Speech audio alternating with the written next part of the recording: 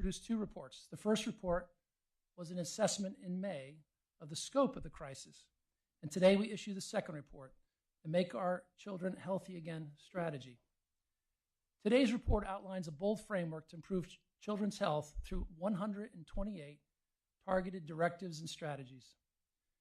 This report is the result of a thorough and robust policy process that relied heavily on the input and expertise of families, farmers, doctors, industry leaders, and innovators. Our commission team met with over 120 groups at the White House, engaged MAHA moms directly, and received countless recommendations from industry and advocates that were thoughtfully considered. We also took an unprecedented approach to transparency throughout the entire development of this strategy. This strategy aims to create systemic change to protect and promote children's health through four key pillars. 1, driving innovation through research. 2, policies to realign incentives and systems. 3, increase public awareness and knowledge. And 4th, private sector collaboration. These four pillars are designed to address root causes and deliver transformative health outcomes for American children. We will now hear a bit more on how each commission member will play a part in carrying out these strategies into the future. But first, I would like to note that in the interest of the Commission's commitment to transparency, we have invited the press to cover this event today, including through a live stream. And one programming note for the media, President Trump will be taking the first follow-up action on a strategy contained in today's report at an event at the White House later this afternoon at 4:30 p.m. And now I'd like to begin by asking Secretary Kennedy to give opening remarks. Thank you very much, Vince. And you talked about an initial interest by President Trump back in, and I saw a tweet back in June of 2000 that he did that was about specifically about the chronic disease epidemic. And I called my campaign manager, Amaryllis Fox, and I said to her, I could have written that tweet. And it was one of the, I had been campaigning a lot of the issues that President Trump and I were campaigning on were the same. A lot of the ideas that he had about war, about the forever wars, about the importance of restoring jobs in the country and revitalizing the American middle class. These were all my preoccupation. My biggest preoccupation was the chronic disease epidemic. We are now the sickest country in the world. We announced this week, CDC announced that 76.4% of Americans are suffering a chronic disease. And my uncle was president, it was 11%. In 1950, it was 3%. And we're the sickest country in the world. We have the highest chronic disease burden of any country in the world. And yet we spend more on healthcare than any country in the world. We spend 2 to 3 times what European nations spend. We spend nearly as much in our country for healthcare as all the other nations in the world combined. And yet we have the worst health outcomes. We've lost 6 years in lifespan and longevity to Europe in the past 20 years. Our kids, our girls are hitting puberty 6 years earlier than historically. Our young men have sperm counts that are half of what they ought to be. They have testosterone levels that are half of what they ought to be. We have diabetes that is now endemic, not just epidemic, it's everywhere. 38% of teens are now diabetic or pre-diabetic. When I was a kid, it was 0. And the autism rates, which the president is particularly concerned with, have dropped from less than 1 in 10,000 in 1970 to 1 in every 31 kids today. So this is a national security issue. 8 out of 10 of our children, of our young men, cannot qualify for military service. It's national security, it's our economy, it's wrecking. This is an existential crisis for our country, and I'm so grateful that I work for a president that is willing to run through walls to stop this. and to heal our kids. We have the most business-friendly president probably in history. There's never been a president in my lifetime that is more willing to challenge businesses when they overreach. It was more fearless about challenging entrenched interests in our society. And so many times I've had discussions with him about a certain injury or illness, and he'll say how unpopular it will be if we talk about the solutions, which are going to hurt certain businesses. And he said, I don't care. He says again and again, I don't care. This is children. We need to save the children. Well, I'm very, very grateful to work for him. I'm grateful that a lot of these 128 recommendations are things that I've been dreaming about my whole life. I've been working for in congressional campaigns and presidential campaigns for other candidates. And they get into office and they say, well, we just can't do it. A lot of these things are things that I never thought about. It came from our discussions. We met with 150 farmers and farm organizations. We met with every kind of stakeholder, with doctors, with patients, with just regular Americans, and with school teachers, with people who are deeply, deeply concerned about what's happening to our children. There's never been an effort like this across all the government agencies. We had historical, unprecedented cooperation among my agency, HHS, with Marty McCary and Jay Bhattacharya, all working hand in glove with each other, working with the other agencies, with Brooke Rollins at USDA, with the U.S. Trade Representative, with Lee Zeldin at EPA, and the other cabinet secretaries. And all of us are aligned. All of us are balancing complex issues with many, many diverse stakeholders. We're looking at economic impacts and health impacts and environmental impacts. And we're trying to make a policy that is going to work. And as I said, we have 128 recommendations.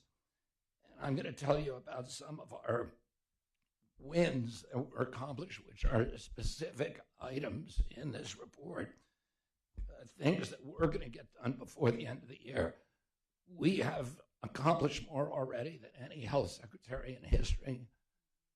And the accomplishments we're going to have by the end of the year are going to be historic and unprecedented, including removing harmful chemicals from our food, including the 9 petroleum-based food dyes. We'll either have removed them or have committed deadlines to remove them, defining for the first time ultra-processed food, the front of package labeling for ultra-processed foods, requiring nutrition and metabolic health courses in medical schools, something that is not happening except in a very limited way today, closing the grass loophole, improving food for our military, our schools, and our hospitals, updating water quality standards, including PFAS, removing Medicaid quality metrics to measure real health improvements through fitness and nutrition, working across the government to provide more assistance to farmers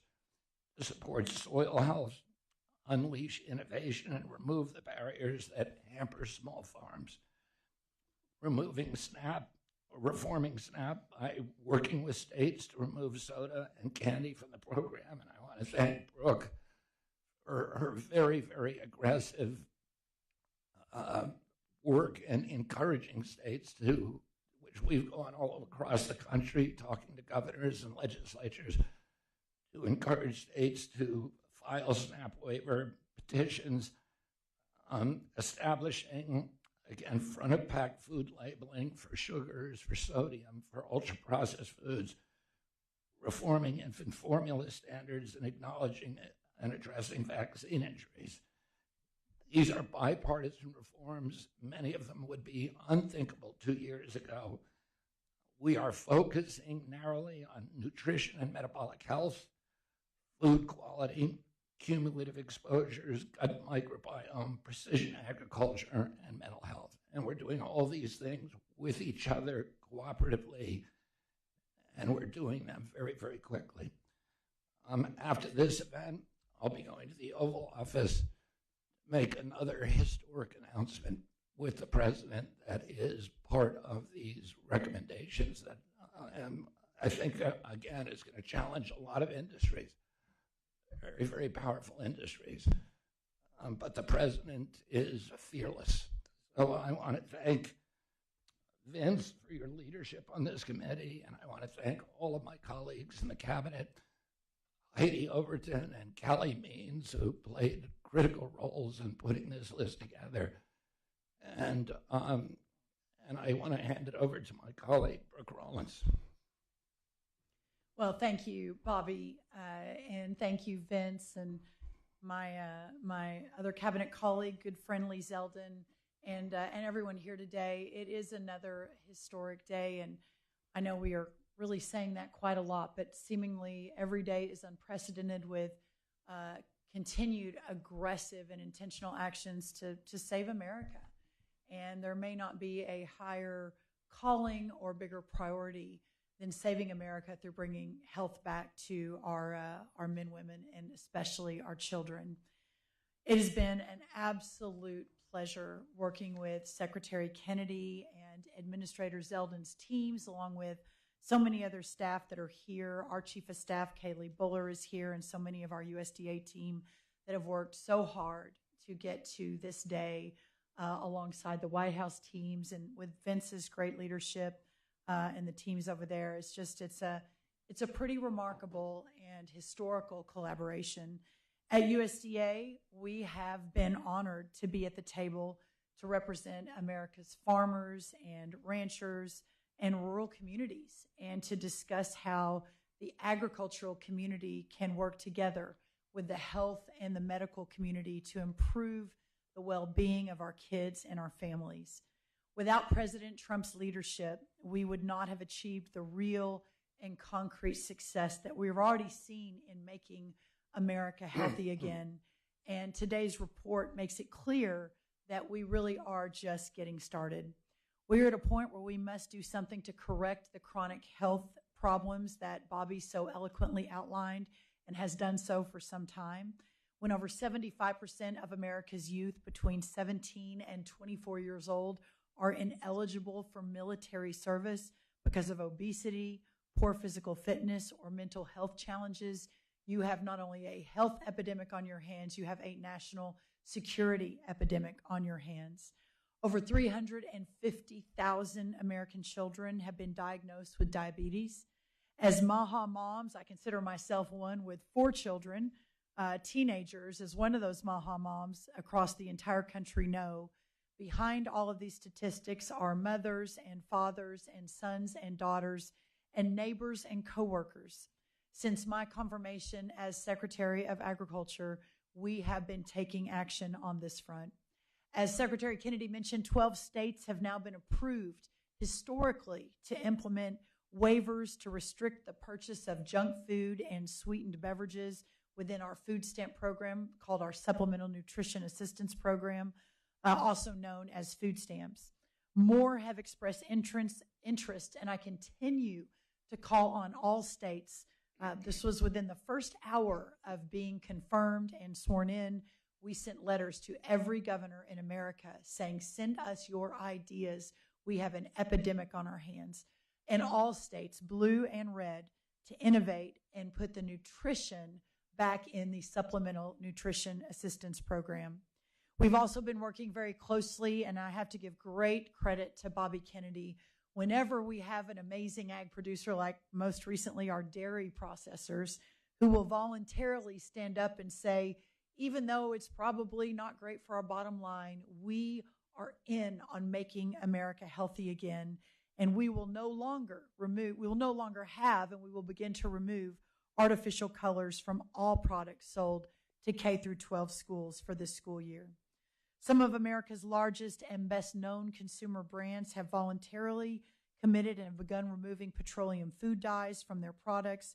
This remarkable list includes Tyson Foods, PepsiCo, Smucker, Kraft Heinz, General Mills, ConAgra, Nestle, and Hershey. I am also proud today to announce the issuance of a revised farm-to-school request for applications. This RFA takes multiple steps in support of USDA's initiative to put farmers first and to promote healthy choices, healthy families, and healthy outcomes. This year's opportunity streamlines the application process, supports expanding access for small family farms to markets, and infrastructure by facilitating connections to the child nutrition marketplace, which is a huge government-funded marketplace with the opportunity to really move the market. Furthermore, the grant program's commitment to educating children about the source of their food and support for agricultural education helps prepare our next generation of farmers. We are utilizing the depth and reach of USDA to make America healthy again. To date, we have purchased nearly $1 billion. USDA has purchased nearly $1 billion worth of fresh seafood, fruit, and vegetables from American producers through our Section 32 program. These foods are distributed to food banks and other nutrition programs across the country. We'll continue to actively work with Secretary Kennedy in crafting the dietary guidelines, which will be out very, very soon. And within those guidelines, we will be completely resetting and reworking what we suggest to Americans that has a massive, massive impact on how USDA distributes our programs. Federal nutrition advice must be sound, simple, and clear. These guidelines will prioritize whole, healthy, and nutritious foods, such as whole fat dairy, fruits, vegetables, and meats, and suggest limiting highly processed foods and those high in sugar. President Trump and our colleagues on the MAHA Commission know our current health outcomes, especially for our kids, are unsustainable, and that American farmers are at the heart of the solution.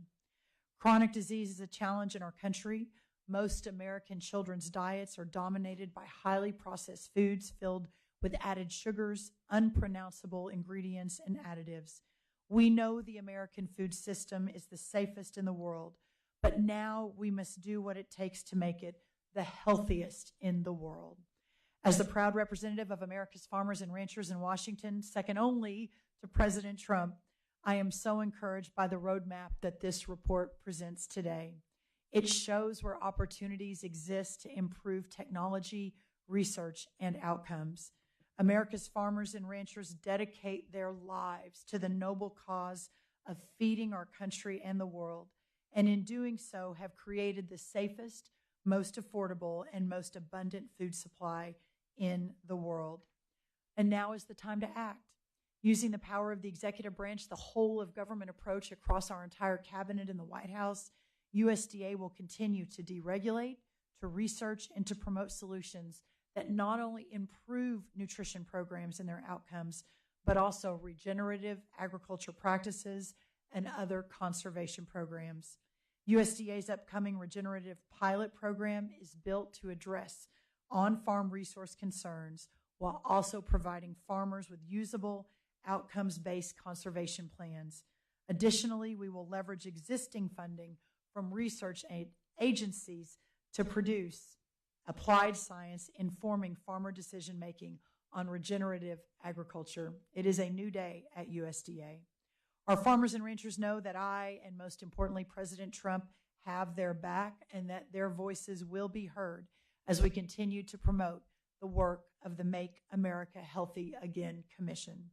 I want to thank President Trump, Secretary Kennedy, Administrator Zeldin, Dr. McCary, Dr. Bhattacharya for their leadership, collaboration, and teamwork, and the rest of the leadership here today. Thank you, and I look forward to answering any questions at the end of the reports. Thank you, Secretary Collins. Now we'll hear the perspective from the EPA, Administrator Lee Zeldin. Well, thank you, Vince. Making America Healthy Again was a mandate that we heard loud and clearly from the American public last November. It's a mandate that the American public demands. I want to thank Secretary Kennedy for his leadership. You could go back decades, try to recap and count the mile-high mountains he walked over to get to this point today, the mud that he crawled through, the walls that he broke through. His leadership has been imperative throughout this entire process, and I want to thank him, his staff, all of my colleagues who are here, others who were part of this process and aren't here. I think of Stephen Miller, by the way, with all of our MAHA talks with him. A lot of people don't realize that about Stephen. He's a MAHA dad. This effort is an important priority in my role as the Trump EPA administrator and as a member of the MAHA Commission, but also as a dad. Protecting human health and the environment while powering America's comeback isn't just about serving Americans today. It's about ensuring future generations inherit clean air, land, water, and the foundation for healthy lives.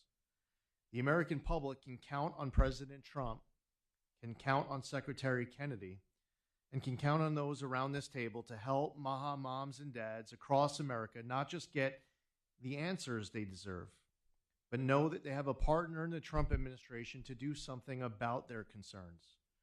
At the Trump EPA, we are accelerating innovative and vetted crop protection products to enhance an American system of agriculture that is already the best in the world. At the same time, EPA is aggressively confronting and addressing the threat of banned pesticides imported or smuggled into the United States from China and elsewhere. These are highly toxic substances that can be a priority in line with the Make America Healthy Commission to protect Americans from this threat. This year, the Trump EPA rejected 6 herbicide products from Sharda CropGem because the company's applications had multiple errors, including wrong calculations, studies that didn't match the actual ingredients, and other data problems. When the EPA asked the company to fix these issues, they didn't respond, so the applications were rejected. We can ensure the safe use of the chemicals EPA regulates, not those illegally imported or otherwise proven to be dangerous. The safe use of chemicals is responsible for transporting, building, feeding, and powering the great American comeback.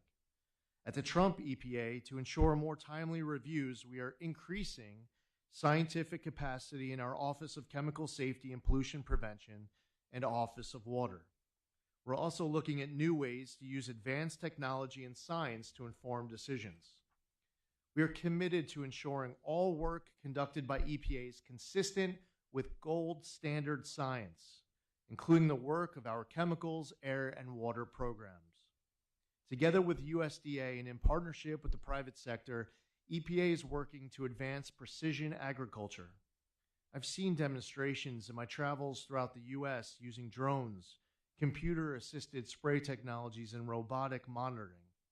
And by the way, during those travels across the country, especially over the course of these last couple of months, and I heard Secretary Rollins touching on this shortly before we gathered out here, the feedback from America's farmers, heaping praise on Secretary Kennedy, on Callie Means, on Dr. Heidi Overton for all of the meetings, the consultation over the course of these last few months.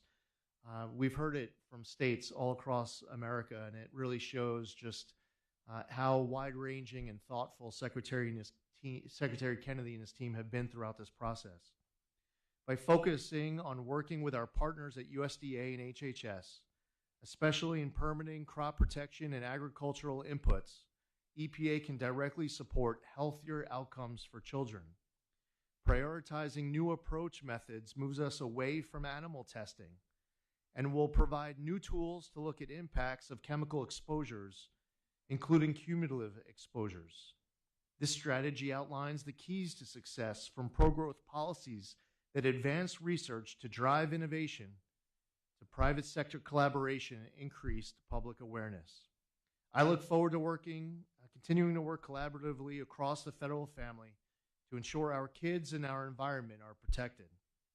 This approach is directly targeted at solving the crisis of America's childhood chronic disease. I want to assure that ultimately the safety, especially that of children, that science and the law will all guide the great work we're doing, and we're going to continue to do over the course of this administration. America will continue to be the energy, industrial, and agricultural power of the world, and we can continue this while ensuring we have the healthiest children. Thank you to the American public for putting President Trump in the Oval Office. Every day that he is there, working closely with this team that he has assembled with all of those amazing, passionate MAHA moms and dads all across America, every day we will do our part working together to make America healthy again. Thank you, Lee. We will now hear from Dr. Jay Bhattacharya, the Director of the National Institutes of Health. Thank you. You know, when we talked about the MAHA report last time, the first version of the MAHA report, I mentioned the nightmare scenario that we face, which is that our children are going to be less healthy than we are. They're going to lead shorter, less healthy lives than we are. That's the picture of health of our kids in this country on the eve of President Trump's election. I'm so proud to be part of an administration, President Trump, Secretary Kennedy, for their leadership in addressing that stark reality. What this report represents is a path out of that nightmare scenario. 128 concrete steps to take, many of which involve excellent science, gold standard science, and I thank Michael Kratsios for his leadership of the OSDP for articulating what gold standard science really means. You might ask yourself, well, do we really need excellent science to say don't feed our kids so much sugar? Don't go out and get some exercise every once in a while. I mean, that's all true. There's common sense things you can do, but there are real scientific issues that need to be addressed. Why are autism rates going up so quickly? What can we do about it? What's the answer for type 1 diabetes for kids? What are the long-term effects of the rising use of antidepressants in children? The problem of ADHD. You can go on and on and on and on. What you have is a picture of real questions that need to be answered with excellent science. Even in nutrition alone, you can go back in history and say, okay, our eggs. You remember when eggs were bad for you? I grew up with a phobia of eggs because apparently cholesterol is bad, but now they're a superfood. I don't know if everyone's read my friend and colleagues Marty McCary's book Blind Spots, but what it lists is essentially a category of a catalog of scientific failure because they haven't addressed the key questions that American parents that really want answered. How can we keep our kids healthy? What we have in this report is a commitment of this administration to address those questions with gold standard science and to provide answers to them so that when we look back years from now, we'll say this was the dark days. And in fact, now America's children will look forward to a brighter future, healthier, and will live longer lives than we at the table will. Thank you. Thank you, Jay. Now we'll hear from Dr. Marty McCary, who is the Commissioner of the Food and Drug Administration. Thank you, Director Haley and Secretary Kennedy, Secretary Rawlings, Administrator Zeldin, all my colleagues on the MAHA Commission. This is an amazing day, and this is an amazing report. And let me tell you why. Because doctors are thirsty for this fresh new agenda. We can tell that something's not right. We've done a terrible thing to doctors in this country. The healthcare system has put them on a hamster wheel where we are treating, we're prescribing, we're operating. I was on this wheel. And then we code and we bill, and we're measured by our throughput. And we do get inspired by the might of modern medicine and the drugs that we can prescribe, but sometimes we leave demoralized. The more pancreatic cancers we removed, the more pancreatic cancers there are. The more pain meds we prescribe, the more pain there is. The more GI meds we prescribe, the more abdominal pain there is. I'm not suggesting it's causal, but the medical community is thirsty to talk about the root causes that we don't talk about because historically they've just not been a part of the NIH agenda until now. The NIH funding agenda sets the agenda of research in every university hospital in the country. And we've not talked about these big issues until today. And that's why I got off the hamster wheel and responded to this vision of Secretary Kennedy and President Trump, and I'm very grateful. Now, for the first time, we're talking about the microbiome and food as medicine and micronutrients and soil and microplastics and all sorts of topics that we know are central to the health of kids. Screen time. Well, we're doing our part at the FDA. And I'm just going to run through a quick list of what we've done. I've been there 5 months, but we are doing everything we can to contribute to the MAHA agenda. On the food side, we've worked closely with USDA. We took the action on petroleum-based food dyes, approved natural dyes, 4 already this year. Typically, the FDA would approve 1 or 2 every several years. We approved 4 in the last 5 months.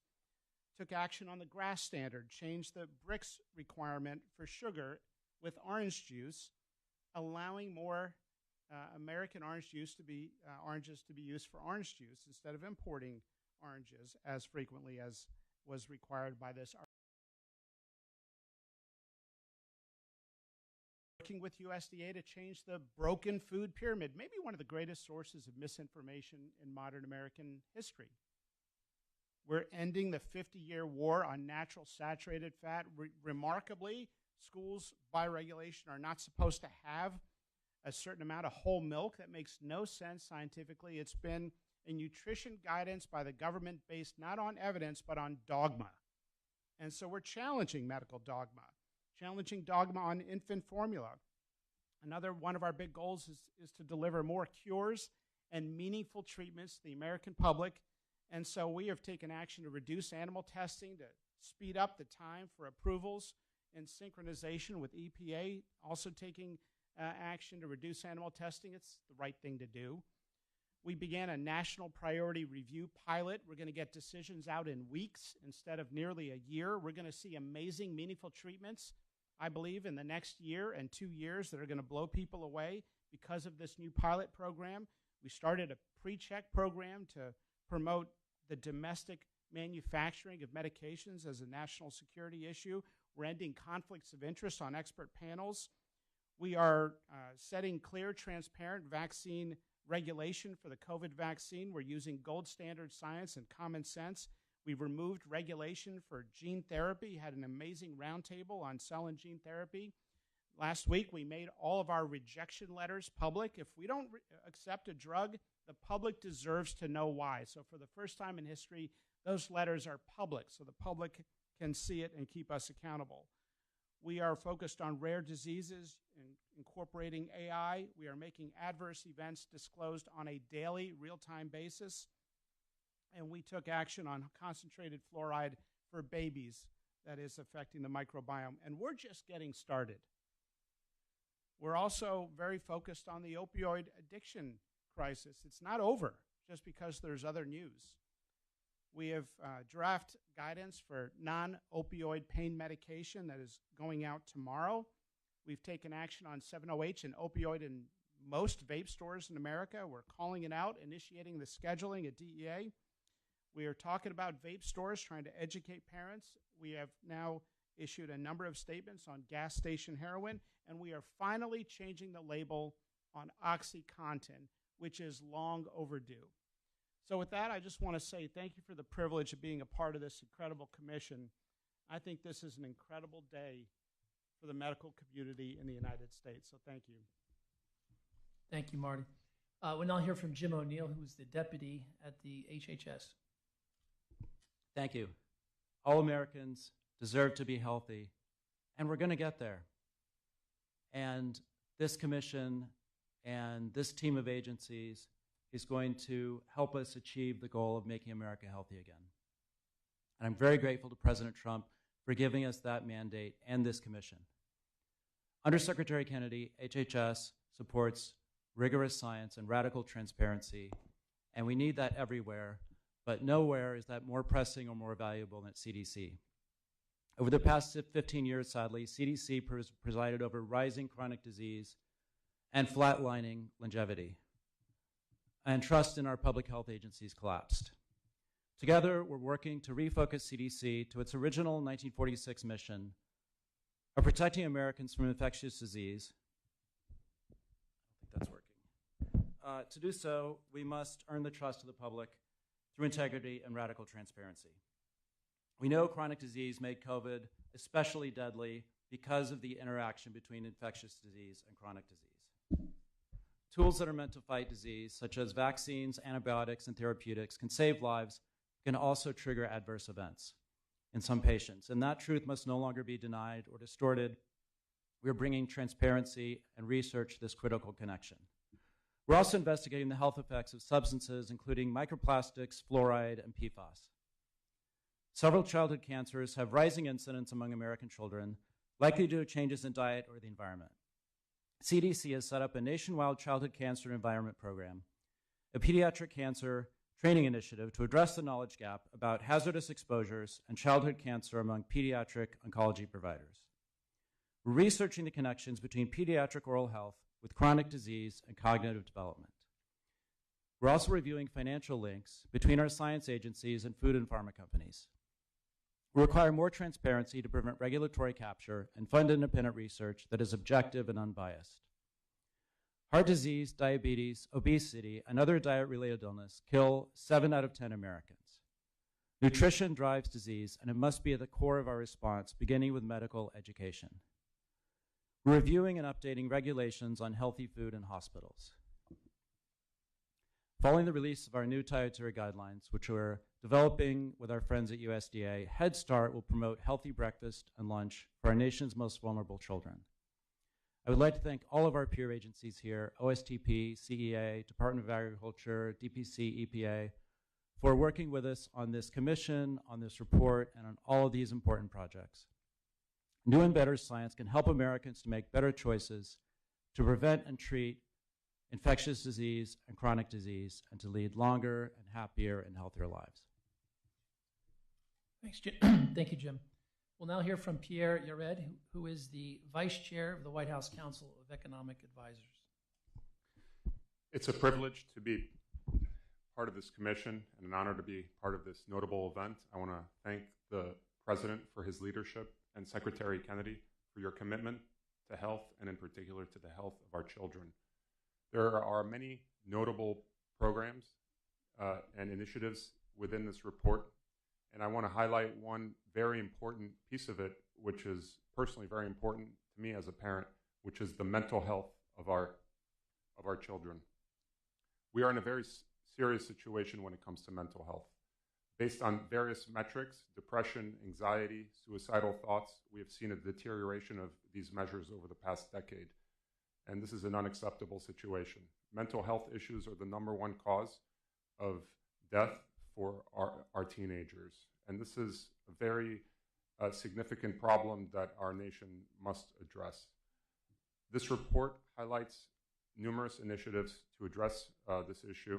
In particular, it highlights the importance of collecting and creating an infrastructure of data for various researchers in order to better understand the causes of this mental health crisis and focus on the types of solutions.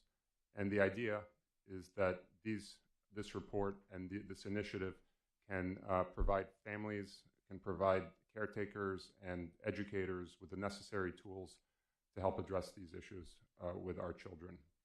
We cannot stand by and let the current situation go on. We need to address this issue. And I want to thank the Commission for making this so important. Thank you, Pierre. We'll now hear from Michael Kratsios, who is the Director of the White House Office of Science and Technology Policy. Thank you so much, Vince, and thank you, Secretary Kennedy, for hosting us today and for your leadership in making the health of the American people a priority for this administration.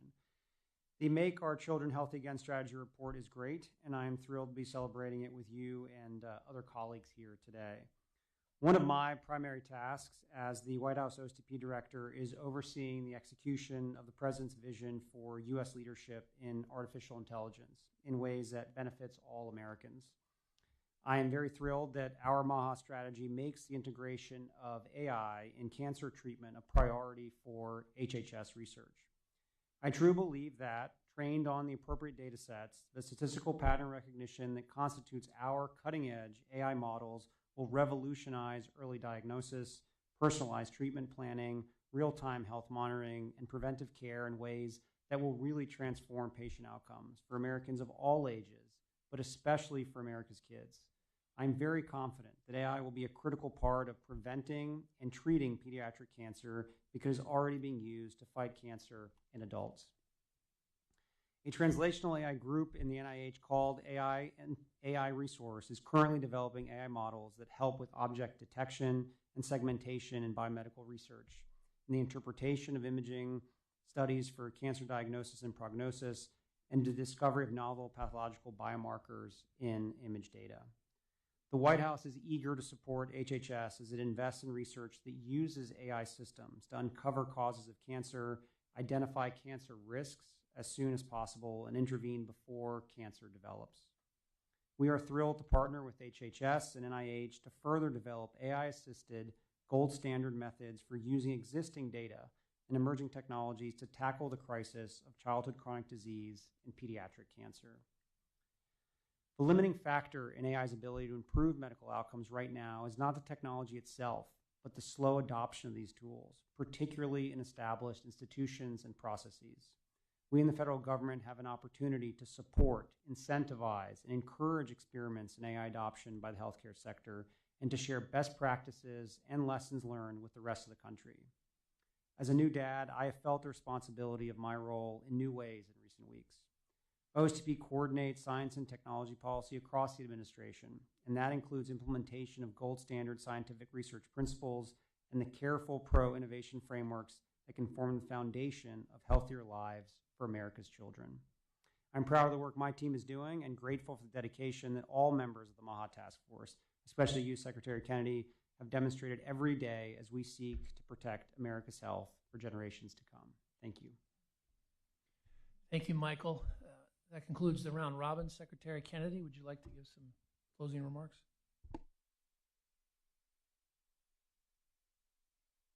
I'm very proud of the work of this commission, and I'm very proud of the outcome. And again, I want to thank the people who made this happen and who are working on the details day by day, Dr. Heidi Overton and Callie Means. And I look forward to getting to work to make sure that all of this stuff gets implemented as quickly as possible. I'm very, very grateful to President Trump for his support, for his enthusiasm, and for driving us to make these things happen yesterday. So thank you all very much. I think at this time we're going to take some questions. Is that right, Stephanie?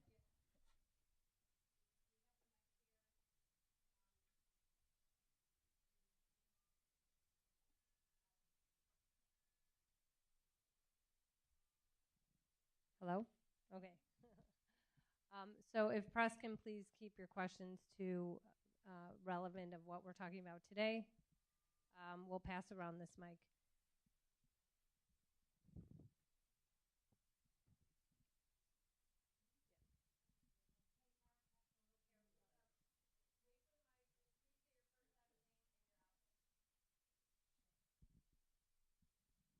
Hey, Kara Castronova from Lindell TV. And my question is, are there any educational programs planned for children in schools to educate the next generation on food safety? Because so many kids think that alleged food, food that's marked as healthy is actually healthy when it's not. And that's something that I really noticed. Is there any planned collaboration with the Department of Education on possibly visiting classrooms and working with the next generation hands-on in a classroom setting? Yes, absolutely. We're actually going to use the President's Council on Sports, Fitness, and Nutrition to partner with the Department of Education, HHS, USDA on a Healthy Schools campaign that will provide that education in our schools starting this fall.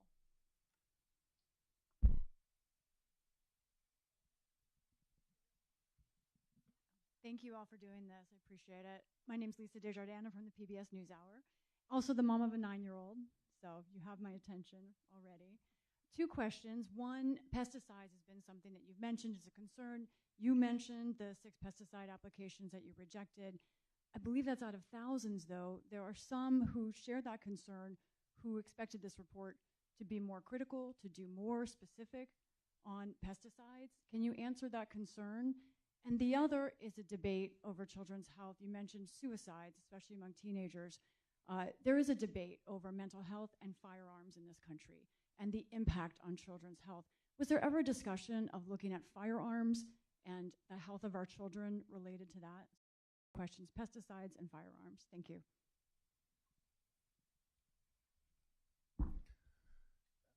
I'll answer the question. The firearms question, we're doing research. You know, the firearms question is a complex question, and it's not an easy question. The violence is what we're concerned with. This sudden onset of violence that began in the 1990s, where people would do something that has never been happened in history, which is somebody walks into a school or a church or theater and starts shooting strangers.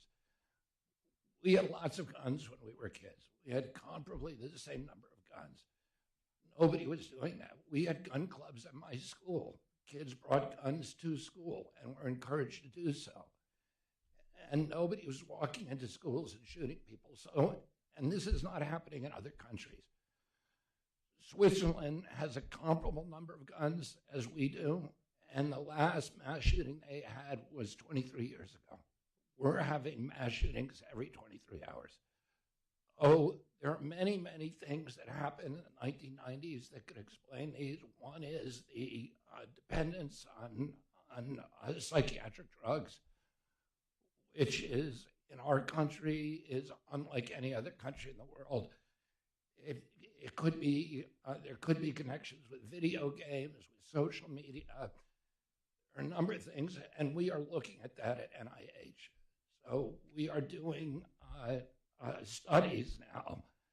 We're initiating studies to look at the correlation and the connection, potential connection between over-medicating our kids and this violence, and these other possible co-founders as well. Your other question, you want to answer later? EPA is committed to using the best available science, and you heard that from a number of our speakers today, the importance of seeking out the gold standard of science. As I covered during my remarks, we are concerned from an enforcement standpoint, the use of illegal pesticides, the importing of pesticides into the country, and working with other partner agencies to crack down on that. You heard Mr. Kratsios talking about AI, and I'm grateful for his leadership on that front. We're incorporating important IT upgrades and AI upgrades inside the chemical office. We inherited a backlog in January of 14,000 pesticide reviews. That was the backlog. 500 in the new chemical reviews. One of the needs on top of updating the IT is also to add scientists to the chemicals office, which we are doing. We are increasing the bandwidth and capacity inside of that office. I also touched on my remarks with regards to precision agriculture. Just about a week and a half ago, I was at San Diego State University, where they were showing off their first in the nation precision agriculture program, which is now being replicated at universities elsewhere around the country, training up that next generation of farmers. It's very important, not just economically, but also for health, safety, environmental reasons, for these farmers to be able to utilize these new technologies, which are expensive. But the biggest hurdle, the biggest obstacle that is being encountered is just the need for more advocacy and education of the infrastructure that is out there, the innovations that are out there. But again, it's important for us to follow the best available science, to pursue that gold standard science, and that's a commitment that we often met about here. The one other point I would mention too is what I noticed in my conversations with farmers is a strong desire to pursue any opportunity to improve health for our children, to improve access to a healthier food supply. There's a lot of pride in the product that these farmers are producing and supplying to America's families. But the argument that I've heard at farms all across this country is that they proudly consider themselves to play a very key tip of the spear role in feeding America to make sure that America is healthy again. So I think this is maybe more personal to them than just about anyone else. And that passion clearly came across in the great meetings that Callie Means, Secretary Kennedy, Dr. Heidi Overton have had over the course of the last couple of months on this topic, and so many others that are related to it. Thank you. Can I add to that? On pesticides, 3 things. First, that the EPA is arguably the most rigorous, the most data-backed, the most scientifically deep review process in the world. And to approve any product that is used by our farmers, it will have gone through years upon years upon years of research. That's the first thing. The second thing is it a perfect process? Arguably, there is no perfect process, but it is a strong process that our farmers stand by. And a crop protection tool, such as pesticides, is absolutely essential for America not to compromise our food supply system at this point. That's the second thing. The third thing, and already mentioned, though, is with new technology, it is incredible with the deployment of AI across this great nation and specific to agriculture. You can send a drone across a field of corn, and that drone can tell you down to a stalk of corn where a particular bug is that needs to be eradicated. It will completely change the game as we're moving forward on what our crop protection tools look like, on how we continue to produce the safest, most abundant, the best food in the world, and how we do it to ensure that our original workers, the fabric of our country, which is our farmers and is our ranchers, continue to be able to do what they do best, which is to feed and fuel the country. Thanks.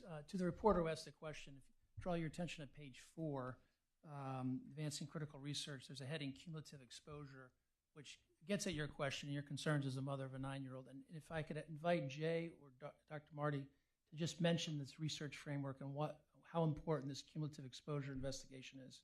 Yeah, so part of the NIH is the National Institute for Environmental Health Sciences, and it's devoted to specifically the question of how chemical exposures and other exposures are linked to human health. The National Toxicology Program also is also devoted to that, and it's a central part of the MAHA agenda. As Administrator Zeldin said, we're applying gold standard science to get answers. The goal isn't to just willy-nilly say you can't do this or you can't do that, but to get like excellent science devoted to questions about what pesticides are associated with bad outcomes in human health and what aren't. And so that to address these complex policy questions about how to have a food network of this country that supports the health of the country while allowing farmers to still remain the most important productive force in the world for nutrition.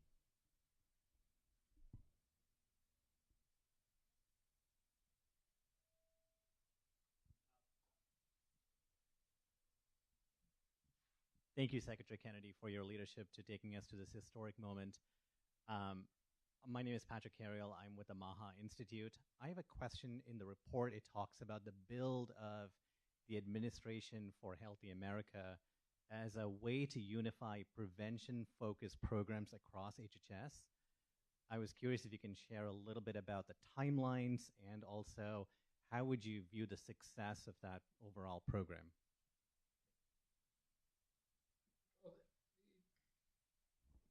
The various sub-agencies that were looking at health outcomes from toxins, from food, and from air and water were dispersed around all the agencies. There was a lot of duplication and no real targeting of results. And what we're doing is we're making sure that everybody at HHS and all the agencies at CDC, NIH, and FDA wake up every morning and know what their mission is. And their mission isn't just to check boxes or to study one exposure or another.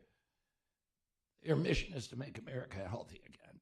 And part of that is eliminating the duplication and consolidating all of these research efforts in a way that we can direct them to that outcome. That's never been done before in our agency. There was no real sense of mission. And that's why, our agency has increased in size enormously since the 1970s, and our health is getting worse and worse. We grew 38% during the Biden administration. Our workforce increased by 17%. And yet, throwing all that money at the agencies was doing nothing. Our health declined precipitously. And so what we're doing is streamlining the agency and consolidating it so everybody knows what their job is and that they're working together in unison.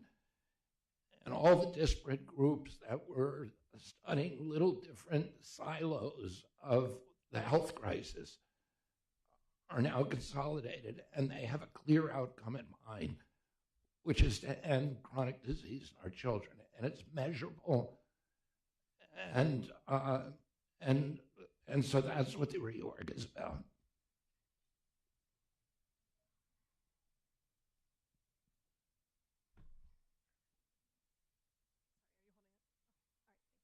Hi, thank you so much for hosting this. Amanda Seitz with the Associated Press. Secretary Kennedy, the report lays out some changes for vaccine injuries and how those will be investigated. Can you expand more on how that process will look differently than it already does, since the government does investigate vaccine injuries currently? Yeah, I mean, there has been no investigation of vaccine injuries in the past. The knee-jerk reflexive reaction to by the agencies toward people who said that they had vaccine injuries, or to doctors who said my patient was injured, was denial that this isn't happening. And every medication has side effects, and they cause injuries that are rare. The people who are injured deserve the same kind of care and consideration that we give to anybody who's injured in this country. And, we have thousands of reports to VAERS, to the Vaccine Adverse Event Reporting System, of people who say that they got a vaccine injury. One of the things we've learned in our investigation is that about 80% of the people who contact the Vaccine Adverse Event Reporting System, because they've made it so difficult to register to report a vaccine injury, that they give up before the vaccine injury, before reporting it. Doctors are discouraged from reporting it. They're not compensated. It takes them about 30 minutes on average to report an injury, and they're not compensated for it. And they also have disincentives from reporting it.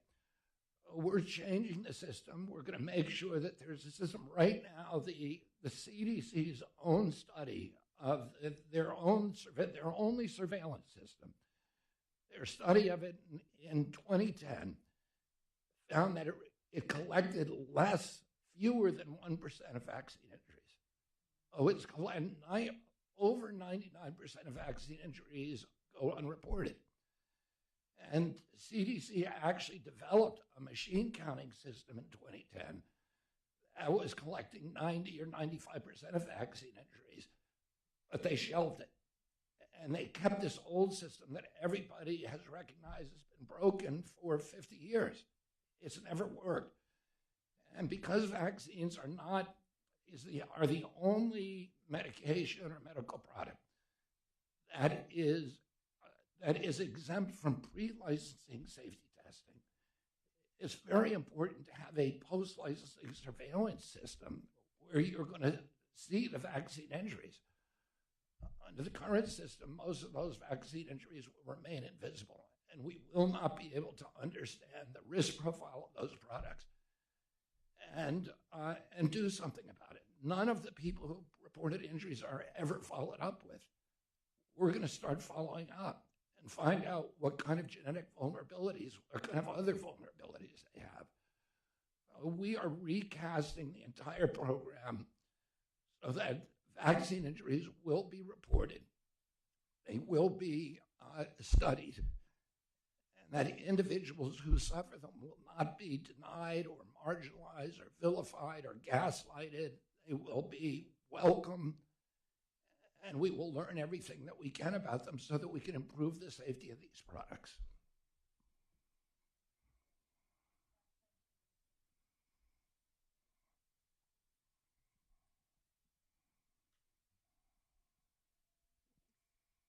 Thank you. Cheyenne Haza with ABC News. I was wondering, Secretary, if you could respond to what the President said on Friday. On the same note here, he said there are vaccines that just work, pure and simple. I was wondering if you disagree with those comments he made on Friday, and if you could tell us more about your plans on the host of vaccines outside of just the COVID vaccine, if you have plans to change any of the rules around those vaccines and access to them. There's a committee, the Advisory Committee of Immunization Practices, is reviewing the science on every vaccine. They're reviewing the reports in the vaccine adverse event reporting system and in the scientific literature. And they will be reviewing vaccine recommendations. So, that is something, there's a panel of experts. It's going to meet again, I think, on September 18th, and they're going to do a real gold standard scientific review.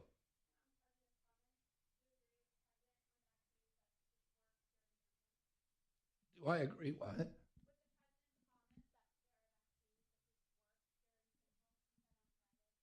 I agree with that. Thank you all.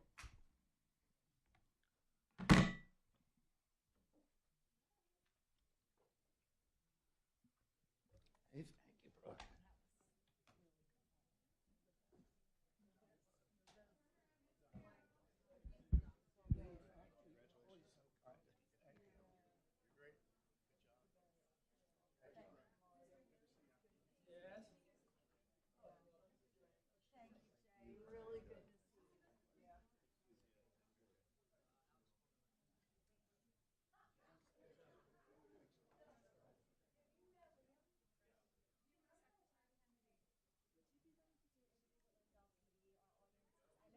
You should talk to